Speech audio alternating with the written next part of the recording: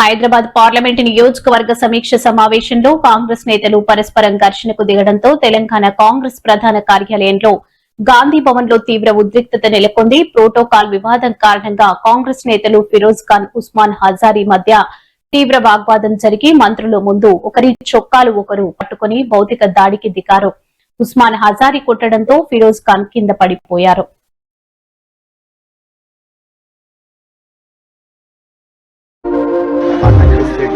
MLA Karwan అయినా నాకు stage మీద రామంటున్నా. నేను రాను అని నేనే నూకినా. అయినా నాకు నూకినా. ఆ చైర్ ఉన్నది వెనుక, రైట్, మేము పడిపోయినాం. దాని తర్వాత ఆయన వచ్చి గుద్దులు పెట్టుకున్నాడు.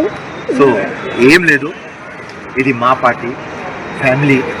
ఆయన పెద్దన్న, small misunderstanding, that's all, nothing.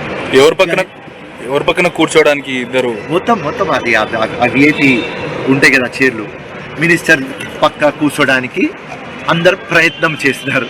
ఆ ప్రయత్నంలో నేను వెళ్ళిపోయినా ముందు కూర్చుందామని.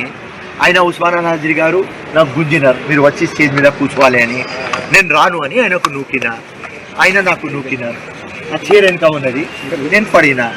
దాని తర్వాత ఆయన అరే మా ఫిరోజ్ ఖాన్కి నేను నూకినా అని ఆయనకు రియలైజ్ అయింది. ఆయన వచ్చి ముద్దు పెట్టుకున్నాడు.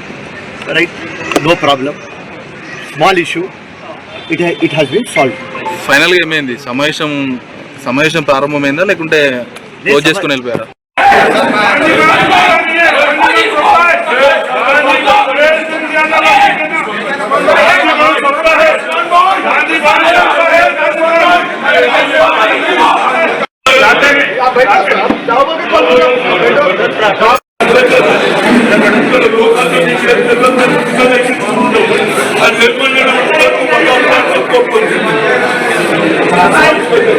Okay.